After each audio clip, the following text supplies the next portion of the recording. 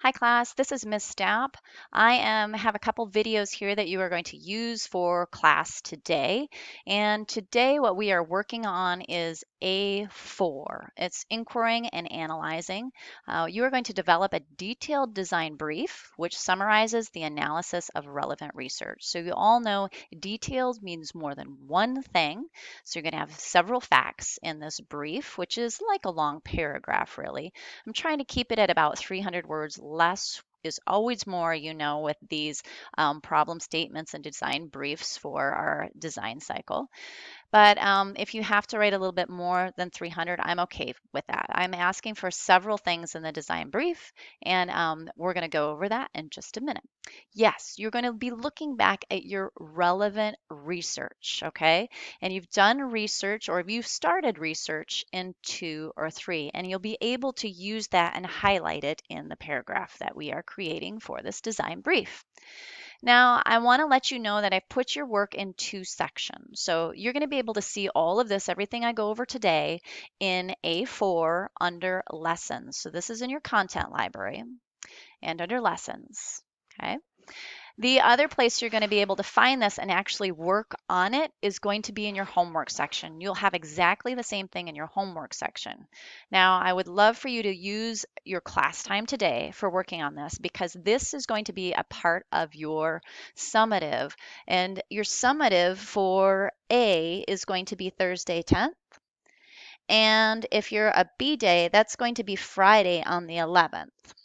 So that is when this is going to be due. This is kind of your biggest part. This is the most overwhelming part, the biggest part of your summative. When we meet next time for class, I will be working on how you will display or showcase all of this on your web page. So you should have this design brief mostly done. I will be happy to look at it between when you finish it and when the summative is due if you have any questions about it. But I'm going to go over it today. I provided a lot of examples and you should be able to work your way through this worksheet, but I'm going to describe a few of the things that you're going to see as well. What I'd like you to do now is go to your homework page and begin scrolling down. All right, the first thing I've asked you to do is go to A1 and paste your problem statement opening sentence here. That is because you will be referring to it several times during this paragraph, at least portions of it.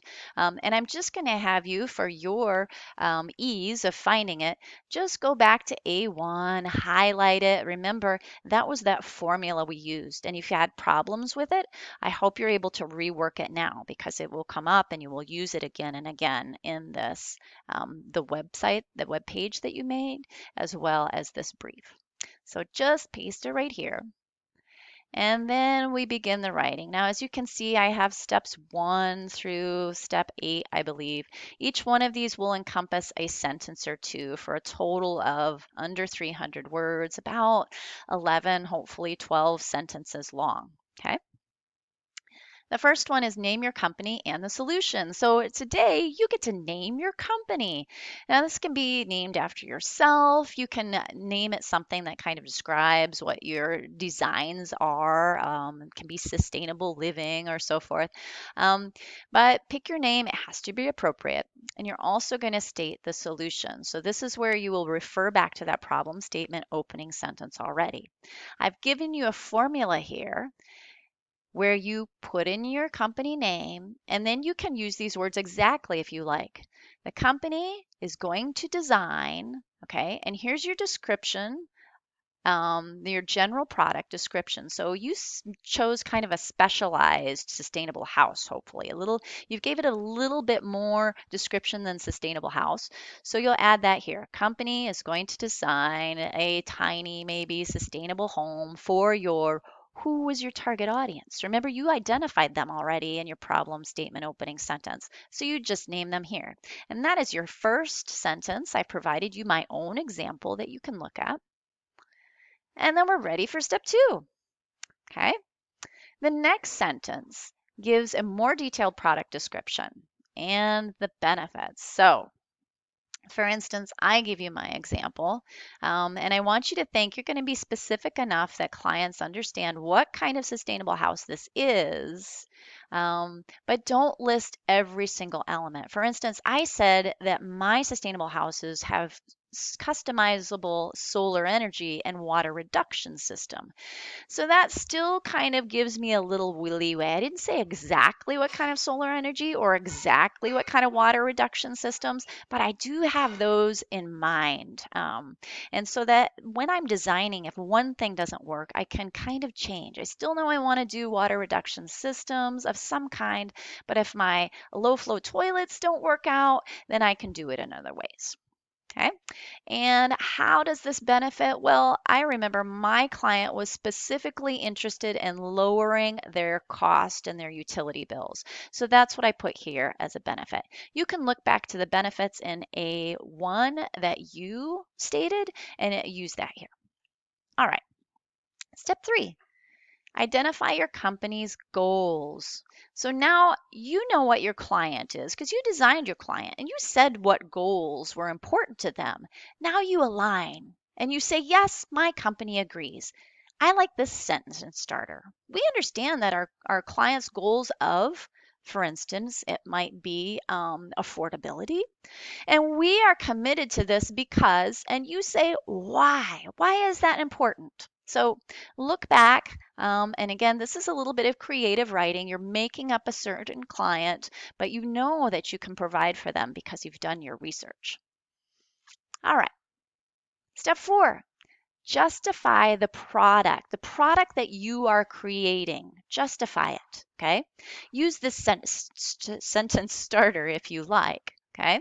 And you just fill in the type of home you're designing.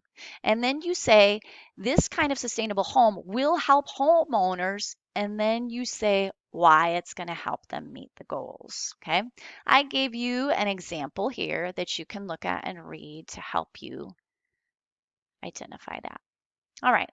Now we start looking at the research. This is a big part of your brief. You are showing that you are credible because you've done research, you've done interviews and surveys with your potential clients, and you've also looked at existing products out there. So choose 2 of your critical SMART questions. Now, you may or may have not already found the answers to those questions, and that's all right. You just know they're critical.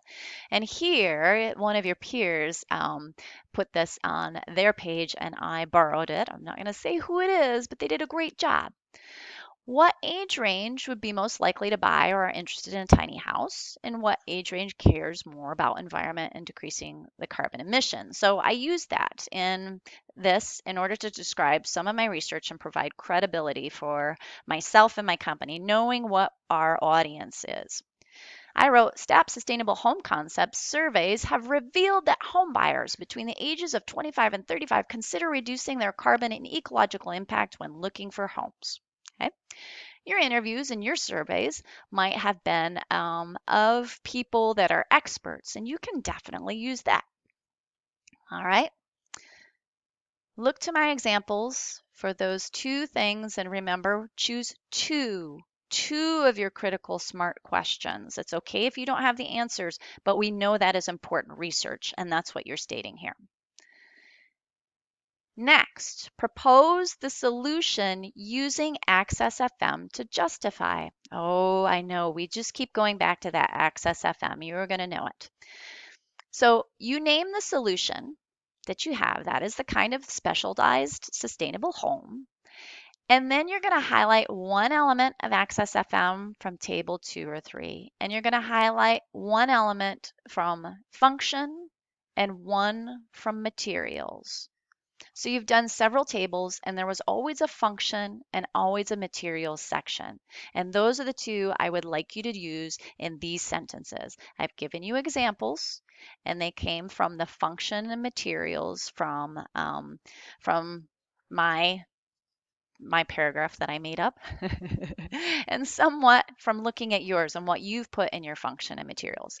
If you have not done that for at least one of the products that you were looking at that are in existence out there, you need to do that now so that you're able to write to this. Okay. All right. Step 7. State the constraints, time, resources, and so forth. So you haven't known this before now, but I'm telling you, and I would like you to write this into this paragraph, that the design plans for this project, and that's what your product is, a design plan for a sustainable home, they are due on November 9th if you're a B day and November 10th if you're an A day. And you can write that as a designer, this is when the plans are due. You also have unlimited money and resources for this project. However, maybe you have said that affordability is a priority to your client, and you should come up with maybe an amount that you want to keep this product, this design under, and use that as one of your constraints. If you're using recycled materials, um, you should understand what is available in our area, and you can also say that is a constraint, that you these kind of materials are available and this is the area you're working in. So just a sentence or two about those constraints. And then your last statement is, why is this product important? Now, I'd like you to look back at A1. And in the last sentence, you said you justified why you're going to solve this problem, why this is important to often lower the ecological impact, to lower our carbon footprint. Whatever you wrote there, I'd like you to use this. Now, why does your product why does it solve this problem and why is it important? Your product to the solution to lowering your carbon footprint, to lowering your ecological impact.